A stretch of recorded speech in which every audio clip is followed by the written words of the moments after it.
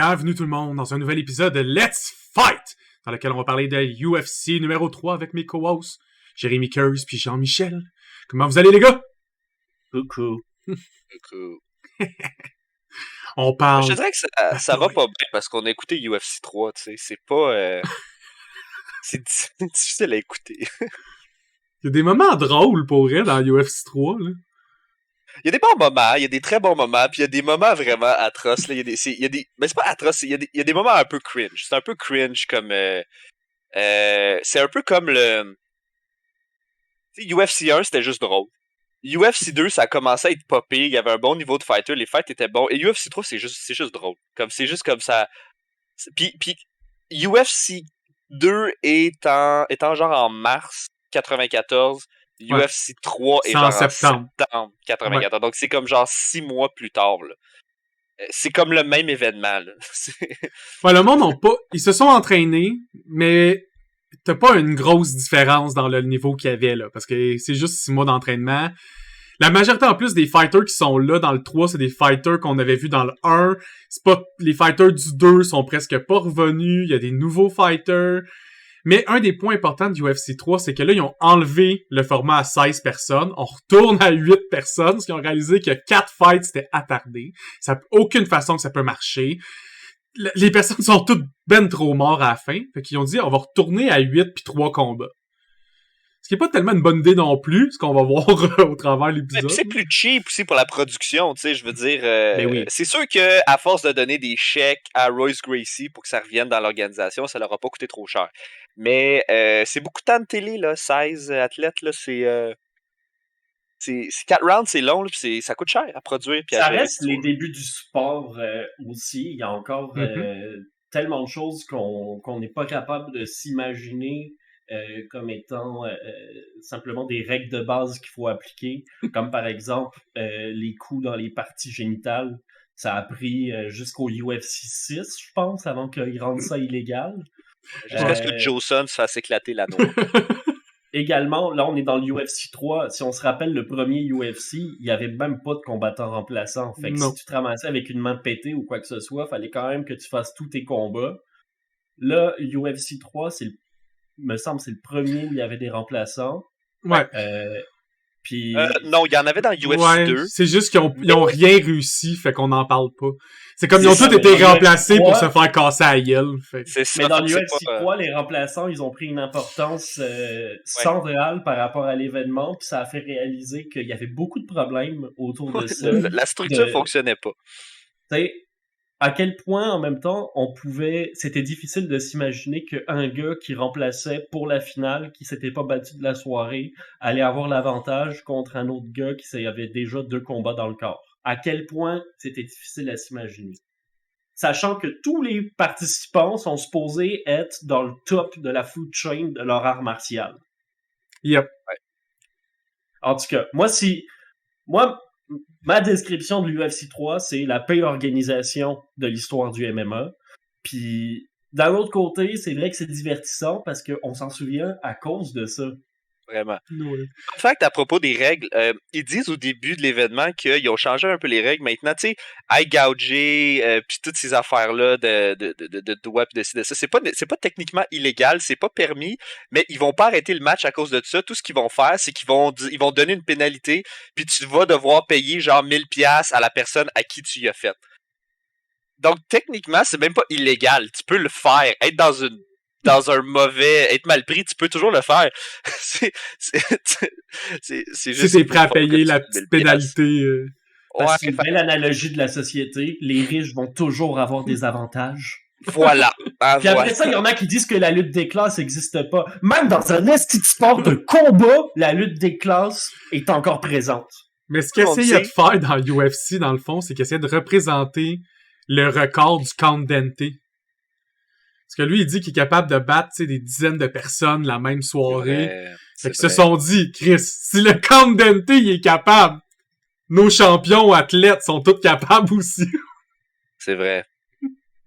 C'est vrai. Ça parle un peu de notre truc sur George Dillman, là, qu'apparemment que... voyons, c'est qui? C'est Ken Shamrock, ça se peut-tu? Ken Shamrock, l'équipe de Ken Shamrock aurait Non, fait... c'est Dan Severn, me semble. Oui, c'est Dan Severn. Apparemment que Dan Severn aurait fait appel à genre George Dillman pour avoir des trucs puis des points vitaux au sol pour essayer de se sortir. Puis que là, son équipe a fait « Ok, ça dégénère cette histoire-là, puis ça n'a pas d'allure, qu'est-ce qu'on crisse. » Mais bon. On aime ça, ces moments-là. L'arbitre Ouais. officiel pour le UFC 3, c'est encore Big John McCarthy. Big John McCarthy. D'ailleurs, c'est le premier UFC dans lequel il a des pouvoirs. Pour la première fois, il a le droit d'arrêter un match s'il se rend compte que l'adversaire va mourir. Parce qu'on se rappelle que dans UFC 1 puis 2, tu peux continuer à varger dans un cadavre. Si l'autre côté lance pas la serviette, ça continue. Il y a un chaos, ça n'existe pas. Il y a pas de preuve. C'est ça, tu sais. À part qu'il a arrêté le match en UFC 1 au premier match, mais gars, ça, c'est pas grave. On oublie ça parce que la consistance dans les premiers UFC, c'est pas vraiment une règle, tu sais. Tu peux... C'est pas grave, tu sais. Tant que Gross, Quand il l'a arrêté parce qu'il s'est dit faut que je l'arrête. C'est Il s'est fait réprimander à cause de ça. C'est clair. Mais moi, j'aimerais ça voir le gars qui réprimande Big John McCarthy, honnêtement. T'imagines l'organisation, ils se mettent ensemble, font juste comme là, faut aller dire à John qu'il a pas fait la bonne affaire. Qui qu'on envoie? Ah, fuck, je sais pas, man. C'est ça, surtout que c'était un des premiers Américains à avoir une ceinture noire en Jiu-Jitsu. Ouais. Puis le gars était aussi bodybuilder puis policier. Ouais, tu veux quoi, pas... 6 pieds 5 en plus, 250 livres? C'est pas un petit gars, là, moi... Ben, il a mis son pied à terre après le UFC 1, puis il a imposé à l'organisation de structurer un minimum de règles, puis c'est lui qui a écrit les règles universelles du MMA qui sont encore utilisées aujourd'hui. Qu'on appelle le gros Chris de bon sens si tu veux continuer à être un fighter. C'est juste la base, là. D'ailleurs, on réenlève les choix des juges. Dans UFC 1, le fight pouvait finir par timer. C'était un esti de long timer. Là. Il y a comme personne qui pouvait se rendre jusqu'à là presque. Mais dans UFC 3, il n'y en a pas. Tu peux juste finir par soumission, chaos technique. Mais anyway, il n'y a pas de fight qui dure bien plus que 5 minutes dans ce temps-là. Là. Le monde n'a pas assez de technique pour survivre des fights de 20 minutes. Là.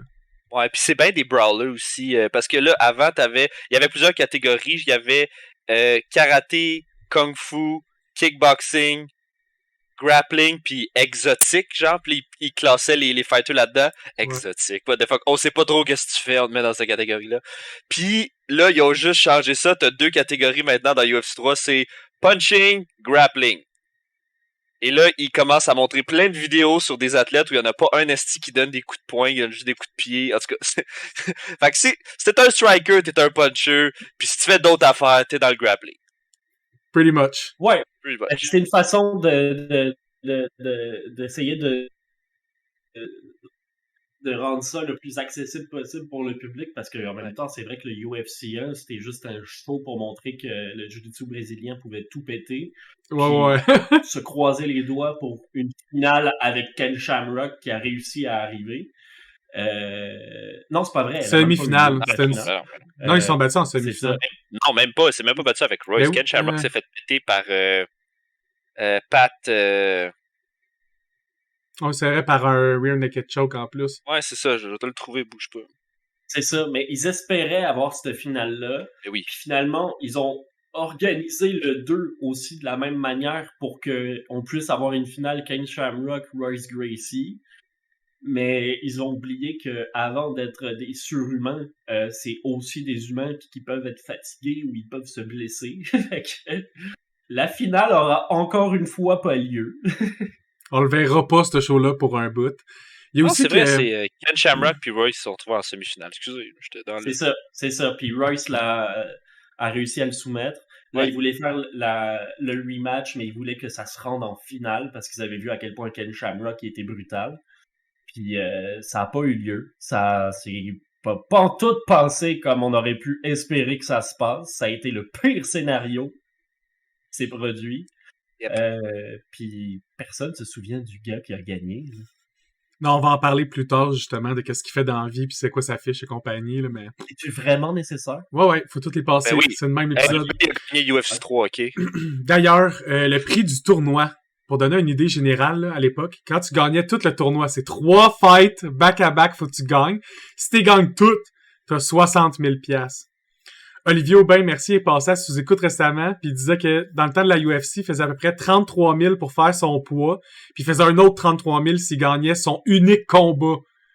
Tu fais autant maintenant pour gagner un fight en te présentant, t'as un fight par, mettons, 6 mois, que eux, faut que tu gagnes le tournoi annuel du Mortal Kombat. Puis là, on parle d'Olivier Aubin-Mercier. On parle d'un gars qui est oui, c'est ça. 15 dans le top un bon salaire, là. Oui. Parce que le salaire de base dans la UFC, c'est aux alentours de 10-15 000 pour faire ton poids, puis un autre 10-15 000. Exact. Si 30 000 total si tu gagnes le combat.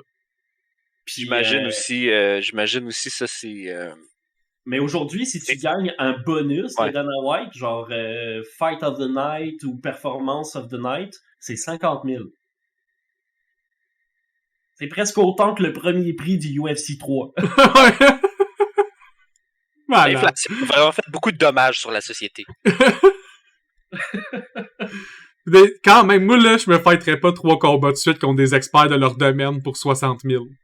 Écoute, dans les blessures que je vais aller... Mais c'est toutes des ceintures noires qui ont pris beaucoup d'années de leur vie pour étudier un style de combat. C'est quand même... T'es en train de me dire que Kimo Leopoldo, c'est un expert. Kimo Leopoldo, là, j'ai réanalysé son fight, puis honnêtement, là, c'est un de ceux qui a le plus survécu à Royce. C'est un de ceux qui a fait le plus de problèmes à Royce. C'est le plus fort. C'est ça. Mais ça reste que dans ce milieu-là, il y a une fiche positive. Et ça, on va parler de 22 personnes rendues à UFC 5 qui ont des fiches de 2,20, man. Kimo a une fiche positive. C'est même pas d'un pire. C'est pas comme si c'était une vraie fiche, là. La moitié du monde, ils ont des fiches bizarres qu'on peut pas comprendre. Non, je prends juste leur fiche d'MMA. Je compte pas leur fiche leur combat de tournoi weird. Mais on est aussi encore dans des années où plus de la moitié du monde qui était dans les rosters de MMA à l'international aurait jamais dû être dans ces rosters. Ben oui, c'est normal. Tu sais, quand le sport il vient d'être créé, t'as pas d'athlète qui s'entraîne pour ce sport-là non plus, là, tu sais. Ça arrive ce qui arrive. Écoute, Ken Shamrock, quand il est arrivé à UFC 3, apparemment qu'il y avait une fiche genre de comme... quelque chose comme genre 40-10, là, genre 40 victoires puis comme 10 défaites, mais comme...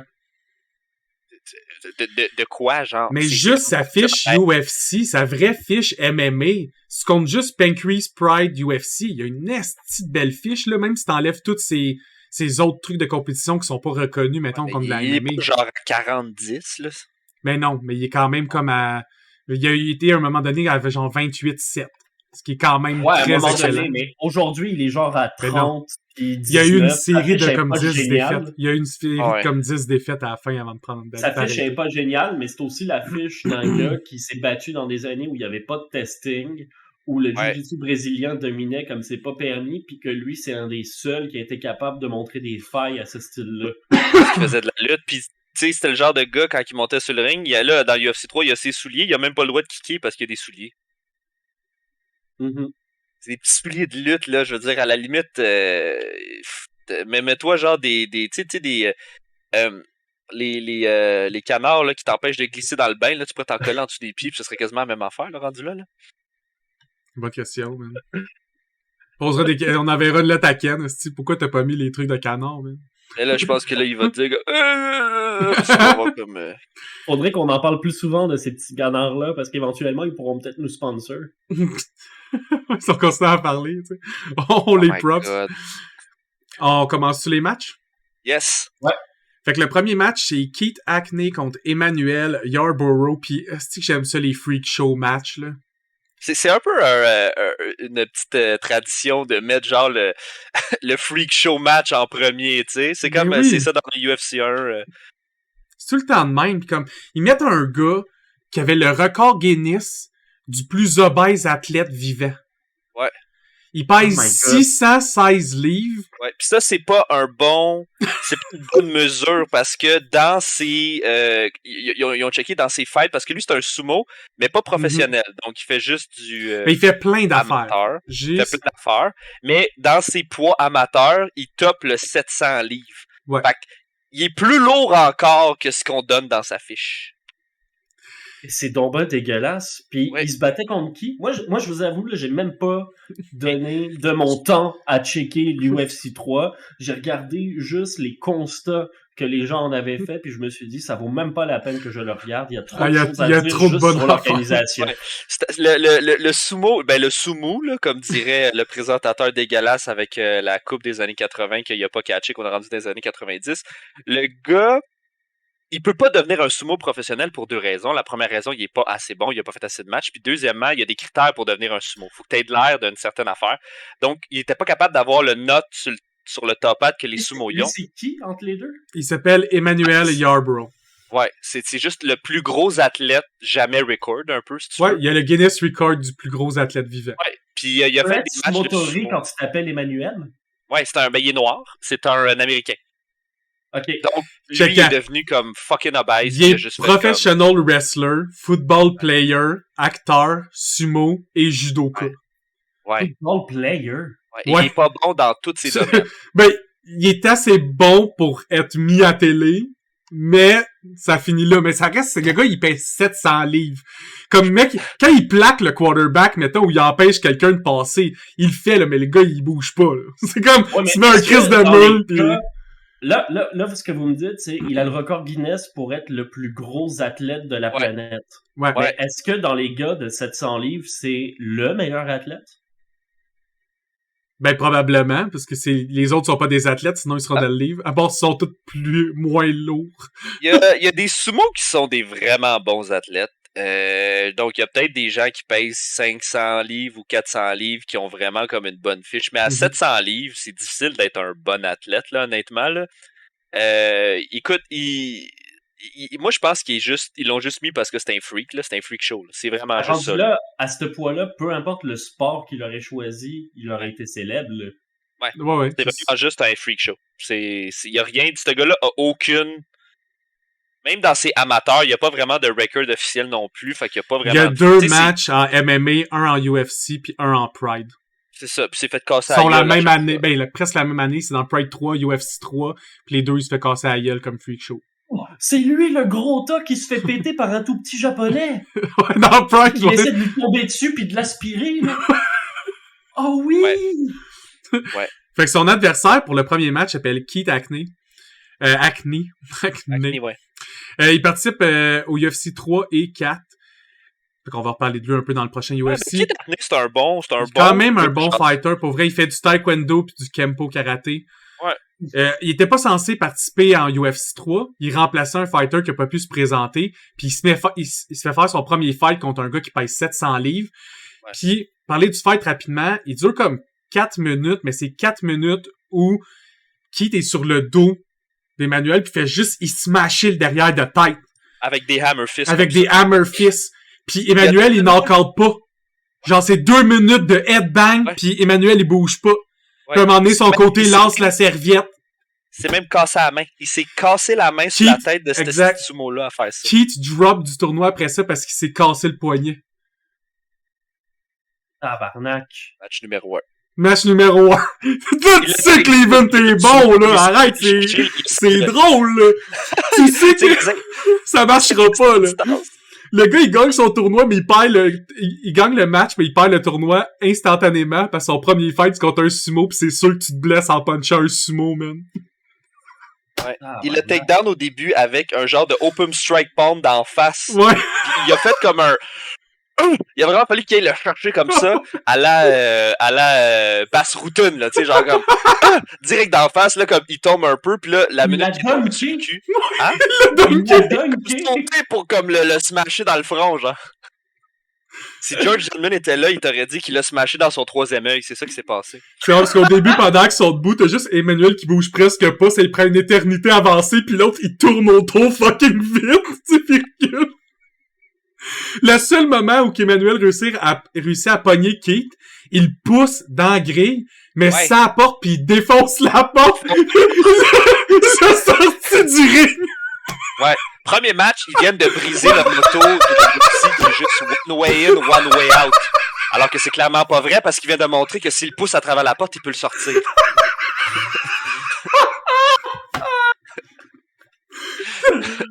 Oh my Fait qu'il y a god. tout dans le premier fight. C'est un freak show, il y a un gars qui se blesse, il traverse sont la éliminés. cage. Ils sont éliminés. Les deux sont éliminés. Puis le commentateur, il appelle ça le sumo. Le sumo. Ok, deuxième combat, là. Le deuxième combat, vraiment plus sérieux comme combat, c'est entre Ken Shamrock puis Christophe Leininger. C'est le plus long combat du tournoi, il dure 4 minutes 49. Ouais. Il termine par soumission du... Le gars, il se fait puncher, il abandonne en tapant, parce qu'il se fait puncher d'en face, puis il est comme... J'ai pas de way out. Je suis comme dans un lock, pis Ken est en train de comme me down puncher dans la face. C'est comme un fuck dans that le fond, shit. L'autre gars, c'est un gars de judo. Ken Shamrock, c'est un gars de lutte. Fait puis c'est un bodybuilder. C'est quand même un bon fight technique pour vrai. C'est un bon fight technique. Le gars de judo, il se débat bien. Le problème du gars de judo, c'est qu'il se fait crisser sur le dos. Puis il commence à manger des punches. Fait que le gars, il a pas de gi pour comme s'agripper ou tirer ou faire quelque chose. Il est pas capable de sortir de là parce que Ken, c'est un bon grappler. Puis il donne des shots, puis le gars de judo, il est pas habitué de manger des shots. Fait qu'un moment donné, après comme genre 30 secondes de manger des shots sa gueule, il a fait comme OK, fuck. Parce que la moitié du fight se passe debout, mais dans un lock debout. Puis les deux, ils s'échangent des coups. Mais tu sais, un coup de Ken d'un côte versus toi qui frappes le gars rempli de stéroïdes d'un côte, ton coup... Toi, il fait moins mal que le coup de Ken. Fait qu'à force de s'affaiblir, il réussit à le takedown à terre. Puis même le gars, il a dit en entrevue que le takedown à terre, ça l'a knocké pendant une seconde. Fait que pendant qu'il était knocké, Ken a pris une bonne position. Puis après ça, ça a juste été comme... Ken, c'était un monstre. Là, genre, les gens doivent vraiment réaliser que vers la fin de sa carrière, quand la UFC était bien structurée et tout ça, là, il y avait une catégorie. Ken, dans les premiers UFC, il était aux alentours de 230 livres. Le dos, c'était un champ de chaise. Puis quand, vers la fin de sa carrière, une fois que la UFC était super bien structurée, il se battait à 185 livres. Oh, wow. Ouais, c'est pas mal. La même affaire, non. C'était plus loose, il checkait moins d'affaires, c'était plus facile de te battre à n'importe quel poids que tu voulais, puis faire... Il n'y avait pas de catégorie de poids. Il n'y avait pas de testing non plus, là, fait que les gens, c'était des monstres incroyables. Pour que je sois le plus fort possible, il y a 2 catégories de poids. Il y a heavyweight, puis il y a middleweight, qui était l'équivalent des lightweight aujourd'hui. Pretty much. Fait que Christophe Leininger, c'est un American judoka, mais il participait dans l'Olympic Team. Fait que tu sais, c'était un esti de bon judoka. Là. C'était pas comme ils ont envoyé quelqu'un de random représenter le judo. Ils ont envoyé quelqu'un de l'équipe olympique. Le gars, il a déjà gagné 2 fois le US National Judo Champion, puis 2 fois le US Judo Open Champion. Fait qu'il est 4 fois champion des US, participant olympique, pas capable de battre le gars sur stéroïdes qui fait du shoot wrestling. Trop fort. Trop fort. On va en parler juste un peu de Ken. Ken, là, c'est une superstar du monde du combat à l'époque. Là. Ah oui. On va en parler dans plein d'events. On a parlé un peu dans UFC 1. Il est dans les Pancreas. Il revient dans UFC souvent. Il y a beaucoup de la narrative du UFC qui est autour de lui puis Royce qui sont comme les 2 meilleurs fighters antagonistes puis toute l'histoire tourne autour d'eux autres. Ouais. Maintenant, s'il y avait un pay-per-view, ce serait eux les noms en haut, là. Non, exact. Puis à cette époque-là, Ken, lui, il vient de shoot wrestling, comme tu l'avais dit, au Japon. Il était multiple champion aussi. Puis après l'UFC 1, quand il a vu à quel point le Jiu-Jitsu était dévastateur, si je me trompe pas, il est allé au Vale Tudo au Brésil pour se roder un petit peu contre ces gars-là. Puis il a aussi... Ben, il semble que c'est dans ces années-là qu'il a créé le Lion's Den, son camp d'entraînement. C'est juste plein de monde shooté sur les stéroïdes qui apprennent à faire des leg locks puis à défoncer d'autres mondes. C'est à partir de UFC 3 que Ken, dans UFC, Ken Shamrock devient plus un... Il revient à peu près à plein de UFC après ça, puis il est sur tous les posters du UFC. C'est un peu comme la mascotte du UFC avec Royce. Si Royce, mettons, est genre le champion dans les premières années, Ken Shamrock, c'est comme le bad guy, un peu. C'est l'homme à battre un peu, tu sais. Ben, c'est le premier vrai combattant de MMA. Ouais. Ben, c'est un des plus complets du début, là. Si on prend, mettons, c'est un des premiers plus complets, là, je te dirais. Quelqu'un qui a vraiment adopté le sport puis qui a fait comme, ok, ça va être ça, puis je vais m'entraîner pour, si tu veux. Ouais. Parce qu'on s'entend que Royce Gracie, à part son brésilien, je veux dire, c'est pas comme s'il apprenait à puncher ou à kicker, là, je veux dire. Non, effectivement. Bon, Il y a pas de strike game, là. Ce gars-là, il pourrait pas aller se battre contre Floyd Mayweather comme Conor McGregor puis s'en sortir quand Mais même. Royce a une carrière de fighter en MMA beaucoup plus courte que Ken. Le Ken a été actif en MMA de 1993 en 2016. Ouais. Tu sais, on C'est s'entend qu'il y a insane, peut-être une dizaine d'années qu'il aurait pu arrêter de se battre, là, mais il a continué de le faire pareil. Fait qu'il s'est battu comme 25 ans à 30 ans de sa vie non-stop. Puis même encore aujourd'hui, il est entraîneur, il a toujours son propre Ben camp oui. d'entraînement. C'est lui qui a créé le premier camp d'entraînement de l'histoire du MMA, axé sur différents arts martiaux au sein de ce camp-là. Il a beaucoup aidé à structurer le sport. Là. Quel nom aussi. Tu sais, quand t'es un lutteur, ton nom c'est insane. Ken Shamrock. Wow. Quel fucking nom de fucking warrior. Genre, tu sais, comme, ça te prend comme un... Dans ces années-là, tu sais, ça te prend un peu une légende, un peu, tu sais, la lutte existe encore beaucoup, puis la lutte c'est encore gros, fait un bon nom de lutteur, puis tout, ça fit bien, tu sais, puis Ken Shamrock, ça fit fucking bien, man. Royce Gracie, c'est cute, mais Ken Shamrock, ça fesse, tu sais, ça fait vraiment comme... J'ai comme l'impression que son pénis est en roche, tu sais, quand j'entends Ken Shamrock. Il est tout petit, mais ben dur. Ben dur, un petit pénis fâché. Mais, c'est le premier avec Royce Gracie. Les deux ont été intronisés en même temps dans le Hall of Fame. Fait que c'est les premiers joueurs qui ont été reconnus par la UFC comme étant des légendes pour le sport. C'est quand même grand là, pour lui. Là. On s'entend que c'est bel honneur. C'est eux qui ont lancé le bal. C'est eux qui définitivement. ont lancé le bal. C'est eux les méga stars du début. Là. Sa fiche finale, juste en MMA, là, on enlève toutes ses autres, parce qu'il a participé à trop d'autres mardes pour que je donne sa vraie fiche. Là. Mais juste en MMA, il y a 28-17. Mais là-dedans, il y a 9 défaites de suite avant de prendre sa retraite. Fait que sa vraie fiche, mettons là, tu dis, après son dernier combat contre Kimo Leopoldo, là, qui était son dernier gros spectacle, mettons, là, il aurait pris sa retraite là. Il aurait fini avec une fiche en MMA de 26 pour 8 défaites. C'est une esti de bonne fiche quand même, là. Quand même. Ouais, il en a pété des gueules. 26 gueules! 26 gueules qu'il a pété. Ouais, mais il se l'est aussi fait péter souvent, puis c'est quelque chose qu'on remarque dans les sports de combat. À partir du premier knockout que tu subis, du premier gros knockout que tu subis, tu vas te faire mettre KO beaucoup plus facilement par la suite. Ton corps, il va prendre l'habitude de shutdown instantanément quand tu vas prendre des coups pour te protéger, justement, parce qu'il est tanné de la même façon aussi que quand tu gagnes tout le temps, tu deviens un peu l'homme à abattre, tu sais. Fait que les gens, ils commencent un peu à s'entraîner pour te casser la gueule. Ouais. Fait contre ton style précisément ou contre ta façon de voir les choses. C'est ça, tu sais. Ou ils vont mettre justement des compétiteurs qui vont être plus chiants pour toi pour voir s'ils sont pas capables de te détrôner aussi, tu sais. C'est un show. Faut pas oublier que c'est un show. Définitivement. On continue avec les fights, parce qu'on a juste fait 2 sur genre... Yes, fait que là, Ken, il gagne. Évidemment, Ken gagne par une soumission par coup de poing, il punch dans la face, jusqu'à que le gars il abandonne. Ouais.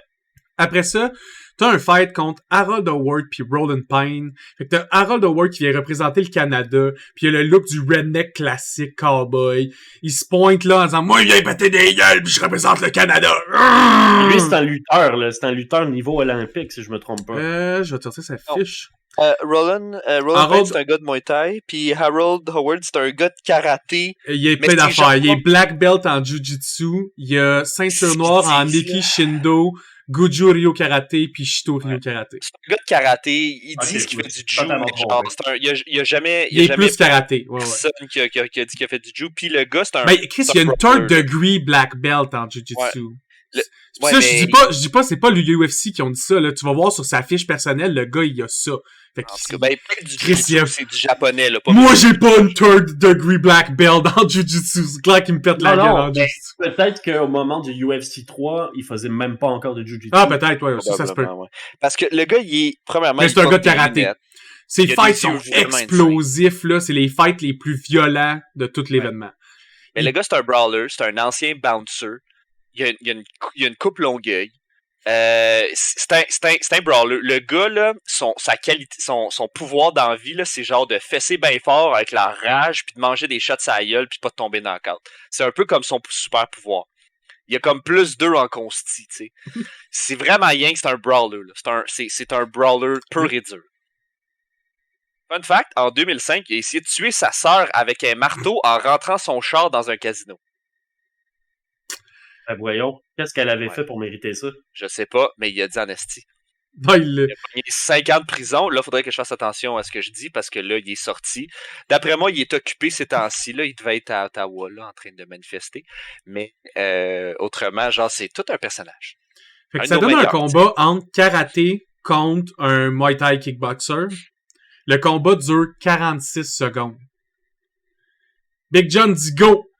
Il se donne une shit shot, il se lance, man. J'ai jamais vu lancer du monde. Il se pitch, font des roulades en roulade, pogne le gars, leur pitch à l'autre bout de la cage, power punch d'en face. C'est genre, il y a 70 coups qui se donnent en 46 secondes. Knockout. J'ai jamais vu ça, man. On aurait dit deux ours en rage.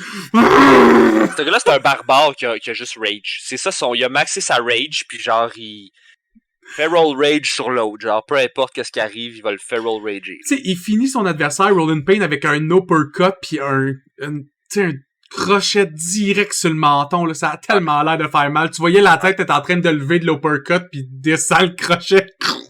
Le gars, c'est un vrai brawler. Le gars, il a déjà frappé du monde sa gueule pour de vrai souvent. Ouais. Comme...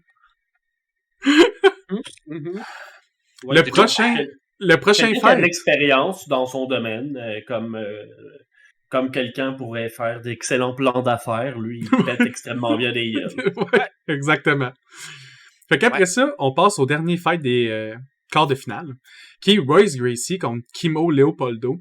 Puis Kimo Leopoldo, à ce moment-là, a eu une des plus grosses réactions du public et des commentateurs parce que tout le monde s'attendait à ce qu'il se fasse complètement violer par Royce. Ouais. Mais le problème, C'est long, ce combat-là. il a duré 4 minutes 40. Puis Royce, là, il souffre. Puis Royce, d'habitude, pour le UFC 1 puis 2, il est très technique, il est très lent dans ses mouvements. Tu sais, il va bouger lentement, il va faire un mouvement rapide, l'autre personne est à terre, puis après ça, c'est très lentement changer sa position de snake, je t'attaque, qui t'étrangle, puis tu meurs, tu sais. Oh oui, c'est dans ce combat-là où Kimo, au début, il a une pause de côté, puis qui se prend pour un ninja, avec son espèce de petite antenne couette sur le dessus, puis Royce est en dessous de lui pendant tout le combat, puis il lui tire les cheveux. Pendant 2 minutes, Royce tient les cheveux de Kimo, puis il fait juste y puncher d'en face, pendant que Kimo est pas capable de se relever. Mais juste avant ça, Kimo passait un bon 1 minute et demie à pas être capable de se faire takedown. Puis à ce moment-là, c'est du jamais vu. Parce que Royce takedown tout le monde en 30 secondes. Il y a tout le monde. Puis tu sais, il a fait UFC 2, il a fait 4 fights, les 4 tombent à terre en 30 secondes. Il y a 2 takedowns, il y a un double leg, il va pour le double sweep, ou il va chercher les hanches, puis après ça, il grab une jambe, puis il t'emmène un peu dans il le pitch attaque tout. Ouais. Puis on en a déjà parlé de Kimo sur le podcast, mais on a aussi parlé de son grand ami Johnson. Puis les deux ensemble, c'est des maîtres dans leur art. Ouais. C'est tout ce que je voulais dire. Ils sont vraiment bons Je vais aussi parler un pour peu de Kimo. enlever leur chandail. Ouais, Comme tu vois une shot où est-ce qu'ils sont tous habillés pis tout, puis là soudainement genre comme 2 shots plus tard, ils ont pas de chandail pis ils sont là en train de faire comme Wouah! Kimo là, c'est un MMA fighter des années 94 à 2011. Il a quand même une longue carrière de fighter. Il est revenu souvent faire des fights. Mais il s'est presque tout le temps fighté contre Royce pis Ken.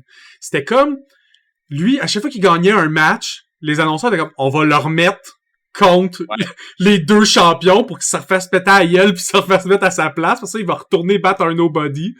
Fait qu'il y a quand même une bonne fiche totale. C'est ça que je disais, il y a une fiche de 11 victoires, 4 défaites avant ses 3 défaites finales avant de prendre sa retraite. Parce que je considère toujours que la dernière série de défaites, c'est juste un mauvais choix de timing avant de prendre ta retraite. Là. Mais en théorie, il y avait une fiche de 11-4 rendu à sa 2e défaite contre Kimo.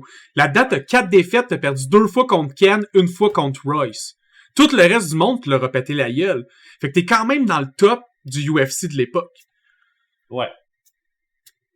Ça prouve juste que Royce et Ken étaient sur une autre planète, contrairement à tous les autres fighters de cette époque-là, tu sais. Tu regardes sa fiche aussi, à ce même moment-là, dans UFC 3, il y avait déjà un kidnapping et un viol à son actif également. Ben, voyons donc. Il y a une scène, ce gars-là. Il a pas rapport. Joe Son ainsi que Kimo Leopoldo, ces deux gars...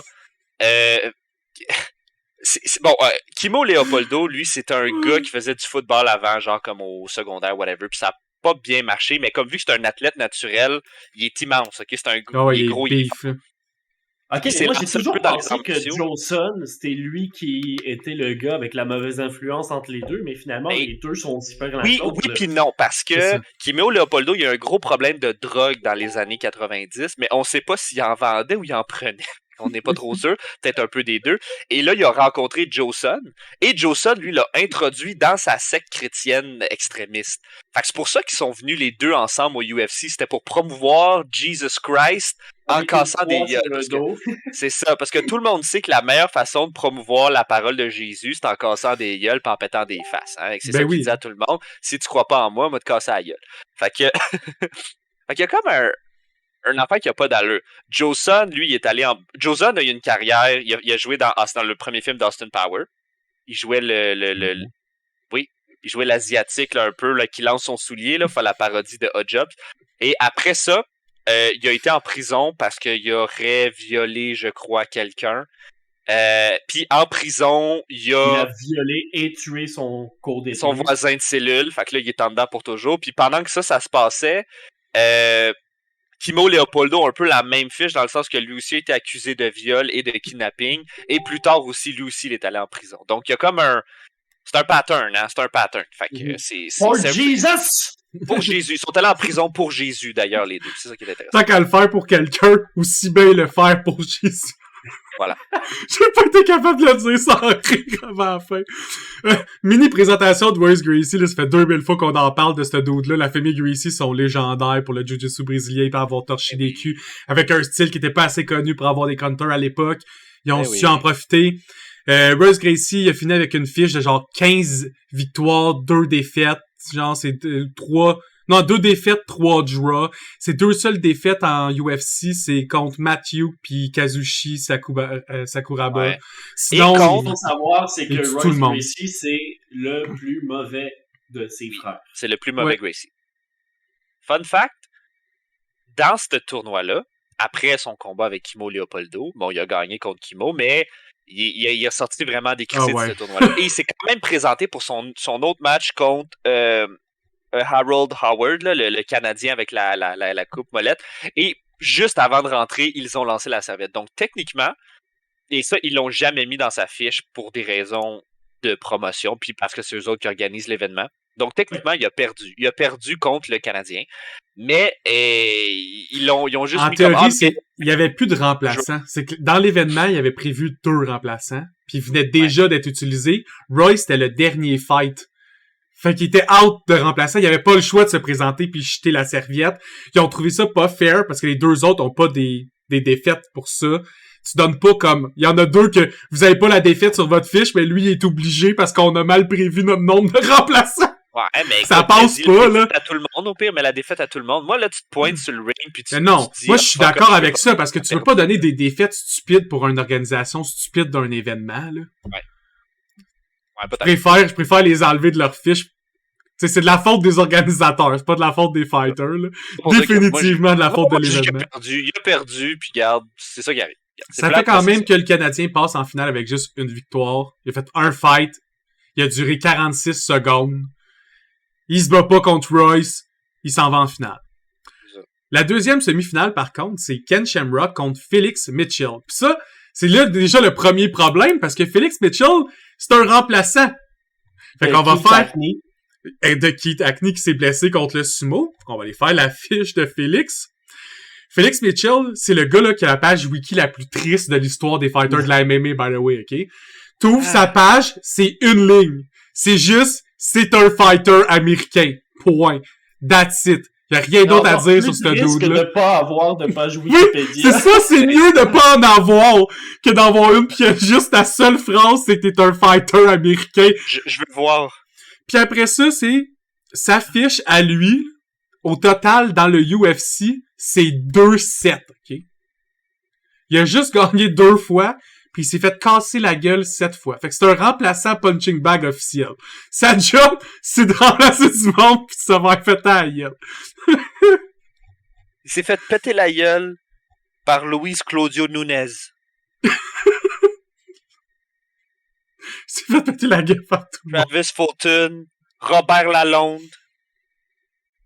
Robert Lalonde? Ouais. Ken Shamrock, Sam Atkins.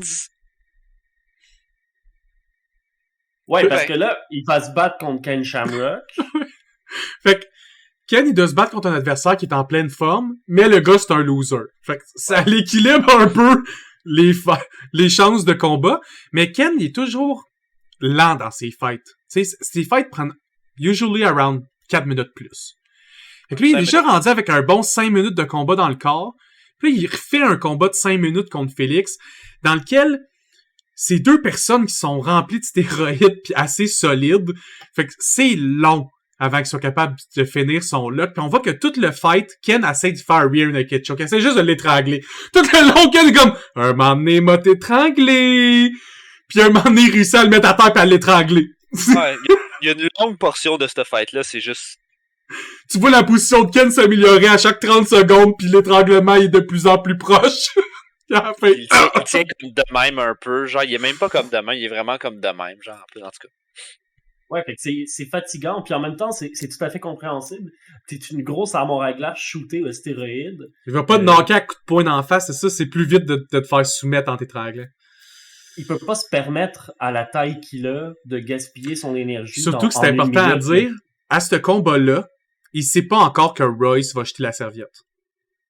C'est lui le premier semi-finale.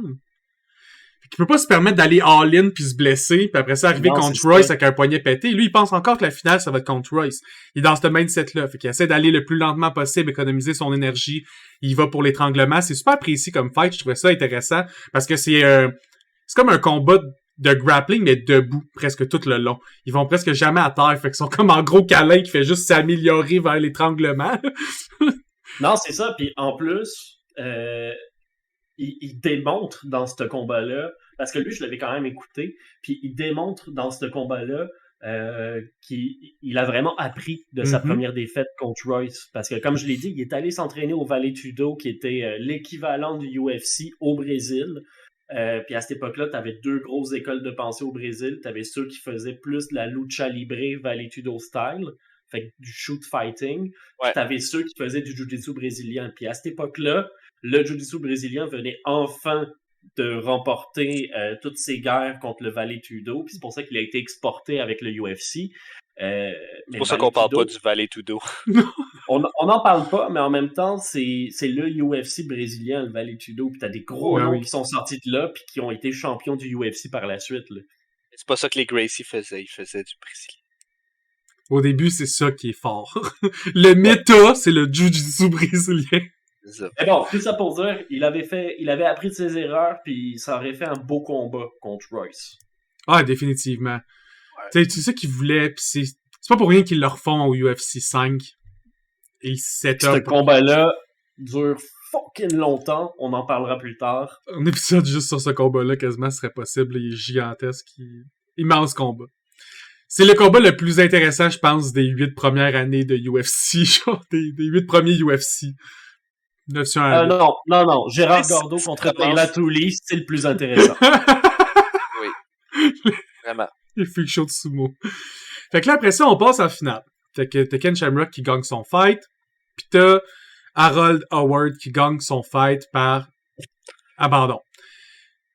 Ken décide que il s'est blessé dans le fight, il est trop fatigué. Puis anyway, ça sera pas Royce en finale. Fait que c'est quoi le point d'aller faire tout ça? Et il envoie un autre remplaçant qui est Steve Genom. Qui est complètement frais, qui est prêt à se battre. Gars-là, ça fait 1 heure qu'il regarde du monde se battre dans sa bulle, se concentre. Il est pas mauvais en plus. Ouais, puis il s'en va se battre contre Harold. Au moins, Harold a juste 46 secondes de combat. Mais c'est les 46 secondes les plus violentes que j'ai jamais vues. Comme si moi, j'avais vécu ces 46 secondes-là, je serais mort. Tu sais, je suis un sac de patates écrasé au sol, complètement décédé. Il a bien fait ça. Il est sorti d'un headlock. Il a fait une jambette. Il a fait un beau takedown. Pas un mauvais gars, honnêtement. S'il avait commencé peut-être, mettons, au début du match, comme mettons, contre un d'autre des tatas, il aurait peut-être été capable de se rendre loin. Ça a l'air d'être vraiment un bon gars. Puis il y a une fiche aussi. Le gars, il a fait plein d'affaires. Il a fait du Vale Tudo aussi. Il n'y a pas une fiche incroyable. Il y a juste, je pense qu'il y a juste 6 combats, là, quelque chose comme ça. Là, 6 ou 5 combats. Mais On va en parler écoute. un peu. Steve Jennum, il est là pour représenter le ninjutsu. Ouais. C'est toujours le fun, ces combattants-là qui viennent représenter le ninjutsu. C'est le troisième dan en ninjutsu. Le pire, c'est que c'est un policier à l'époque. Pis son surnom de policier, c'est le Ninja Cop. Il se fait appeler le Ninja Cop. C'est un film, ça, c'est un film. The Ninja Cop. C'est un film des années 90, Ben oui. là. Trouve-moi une cassette en quelque part, tabarnak, là. C'est sûr qu'il y en a un, là. Voyons donc. C'est lui, merde. Après ça, son premier match en UFC, c'est ce match-là, qu'il remplace en finale. Il gagne le match. Fait qu'il il est titré champion. Mais c'est sa seule autre victoire en carrière. C'est dans le UFC 4 contre Milton Bowen. Puis après ça, il s'est fait péter à gueule 3 fois pis on l'a plus jamais revu. Ouais. Comme Et un on l'a ninja. déjà- Il a lancé une smoke bomb! Wow. Quand Harold, là, le Canadien avec la Coupe Longueuil, ils l'ont interviewé après sa défaite, où il a dit quelque chose de complètement incohérent, que personne pouvait comprendre ce qu'il a dit. C'était genre comme... le meilleur homme a gagné, il a gagné c'est parce qu'il pensait ce que je pensais qu'il a gagné. En tout cas, j'ai perdu, il a gagné. Puis j'aime ma femme, j'aime mes enfants, puis j'aime ma famille. Ah mon Dieu, c'est tellement canadien. C'est genre la chose la moins cohérente que. C'est peut-être parce qu'il a mangé, ça fait comme 3 combats qu'il mange des shots à la gueule aussi là. 2. Mais genre, hein? Deux Oui, c'est combats. vrai, il s'est pas battu contre Royce. Il a gagné contre Royce d'ailleurs. Hein? Faudrait le. Il a pas gagné contre eux, il s'est pas battu. Puis après ça, il a battu un policier ninja qui s'est fait frapper par la foudre. Mais c'est le policier ninja qui a gagné. Ouais, c'est le Ninja Cop qui a gagné. Oui, c'est vrai, Ninja c'est Cop. vrai, c'est vrai. Parce Le qu'il s'est fait combat- frapper par la foudre et mort par un cobra. Mais le combat, Voilà. il dure 1 minute 27, pis c'est un autre combat super explosif, là, avec Harold Howard, il niaise pas, ce gars-là, ça commence, pis, tu sais, shot dans la face en partant, pis Harold, il fait un motherfucking scissor flip kick, man. Y a personne qui fait ever des scissor flip kicks sur la planète. Pis lui, il a décidé qu'il en faisait un. Ça a pas marché. Mais non, ça a roulé dans le vide, mais c'était impressionnant, c'ti. Mais c'est ce genre de combattant-là qui nous manque. Tu sais, Harold, dans son combat juste avant, son premier combat, quand le gars il fonce dessus, il fait genre il appelle ça une souplesse, mais c'est pas une souplesse, c'est genre un throw où est-ce qu'il va le pogner en guillotine, puis il va comme genre le lancer en reculant comme ça, là. En Jiu-Jitsu, t'appelles ça genre un genre de Tomoe Nage, quelque chose comme ça. Puis c'est super le fun comme move.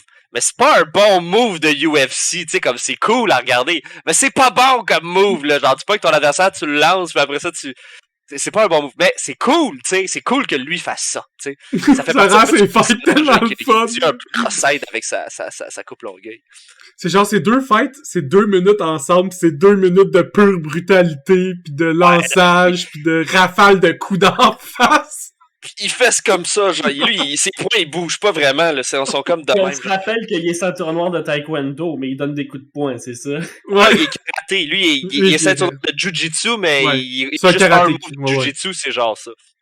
Ouais, son move de Jujutsu, c'est lancer le monde. Ouais, pendant qu'il te fonce dedans. Arrête, c'est de punch d'en face. C'est pas dégueu, c'est cool, là. Après, je me ferais challenger, je serais juste comme oui! Putain, mon tabarouette. À la fin du À tournoi, quel point les organisateurs ont dû trouver ça horrible, puis même les spectateurs, t'as regardé une finale où t'as pas Ken, puis t'as pas Royce. c'est pour ça qu'ils ont changé le format à UFC 4. T'avais déjà Ouais. des façons de changer ça pour les remplaçants. C'était plus de même, ça a pas rapport. Après ça, t'as d'autres moves pas rapport aussi, comme le gagnant du tournoi a une victoire. Son adversaire a juste une victoire. Mais Ken en a 2, esti. Ouais. Donnez à Ken le 60 000. On s'en crisse du match de finale, honnêtement. Si Harold avait gagné, tu le donnes à Harold. Si Harold y perd, tu le donnes à Ken. Il y a 2 victoires, le gars. C'est lui qui a le plus de victoires. Ce qu'il aurait dû faire, là, c'est qu'il aurait dû fermer sa calice de gueule puis aller se battre en finale. Il l'a pas fait parce que on le saura jamais pourquoi la raison, mais genre juste fait ta finale, on s'en calisse, là, que genre que Royce il est pas là, genre c'est Mais il a Je dit comprends qu'il que est son injury, but, c'est mais vrai. comme il participe à tellement de compétitions par année, s'il commence à avoir mal au poignet, pis que tu vas pas avoir le fame que t'attends, tu vas pas te blesser pis risquer de pas pouvoir faire 3-4 Mais autres semble que la compétitions, là. blessure, il semble que la blessure qu'il avait, c'était une côte fêlée. Ouais, Puis, ben, c'est parce qu'il y a des bons échanges d'un côte dans cette fight-là. C'est là. ça, puis je veux dire, Harold Howard, vous me parlez d'un poids Ah lourd ouais. avec une coupe longueuil qui est un esti de malade mental qui Ah ouais. va te varger. Ouais. Puis toi, t'es champion de lutte au Japon, t'es supposé faire ta finale contre un gars qui fait juste du grappling puis qui fait 100 livres de moins que toi. Je comprends qu'il voit pas l'intérêt quand il est complètement épuisé après 10 minutes de combat Peut-être. d'aller se battre contre un esti de gros vargeux qui a juste 49 secondes dans le corps. Là. Ouais. Mais en même temps, le style gros vargeux, il aurait clairement pas gagné contre Ken Shamrock, là. Non, mais tu sais pas il aurait les été hits. C'est chiant ça à l'affaire. péter. C'est ça, c'est qu'il sent pas les hits. Il aurait fallu qu'il le take down, il aurait fallu qu'il le submissionne, ça aurait été l'enfer. Mais, ouais, peut-être. Parce qu'Harold a juste perdu parce que son quota a lancé la serviette. Il est en train de se faire puncher d'en face, pis c'est quasiment pas s'il est comme, un moment donné, tu vas arrêter de puncher, pis je vais me relever! C'est juste son côté qui est comme, oh! Il est pas tuable. Le gars, il a plus d'eau en consti. Comme un ours. Comme un nain, comme un dwarf. C'était Chuck Liddell, dans le fond. C'est l'ancêtre. C'est ça, c'est le plus premier Chuck Liddell. Un vidéo le fun où est-ce que Chuck Liddell il essaie de manger des céréales aujourd'hui, ça doit pas être drôle comme vidéo. Oh, ça doit être hilarant. Dans le bol de céréales. L'entrevue de Chuck Liddell, à un moment donné, il est à la télé nationale aux États-Unis, il est en live, c'est en direct en plus, comme genre de talk show entrevue, là, style Salut Bonjour. Ouais. Puis là, il se fait poser des questions sur sa retraite, puis s'il compte retourner dans la UFC, puis il fait juste s'endormir. Puis il se réveille, puis il fait... Oh my god. Oh my god. Wow. Ben, c'est comme quand t'écoutes une entrevue genre avec fucking Georges Saint-Pierre, là. Comme... Ouais. T'es-tu correct, ça va, Georges? Georges? Ah, j'aime Georges? beaucoup l'archéologie, mais j'ai peur de me faire enlever par des extraterrestres. Ouais. Cool, Georges. Cool. Lâche pas, hein? T'es une légende. Hey, j'ai écouté... Parce que j'ai écouté plein de vidéos. Fallait que je te parle de ça. J'ai écouté une vidéo, ok? C'est juste Georges Saint-Pierre, ok? Il est là dans le temps qu'il enregistrait les émissions là, sur la UFC puis les fighters qui s'entraînaient. Puis à un moment donné, il est comme je vais vous présenter mon gars de Muay Thai, man, c'est un Français, genre. Il dit il dit, je me rappelle pas de son. Comment il s'appelle le gars? Il s'appelle c'est Jean-Charles Oui. Zaborski ou quelque chose du genre. C'est le premier non-thaïlandais à avoir gagné le plus gros championnat de Muay Thai en Thaïlande. Ouais, puis là, il explique, il dit, I need to talk to you about Jean-Charles, okay? Jean-Charles, he's another guy, okay? It's another mentality, okay?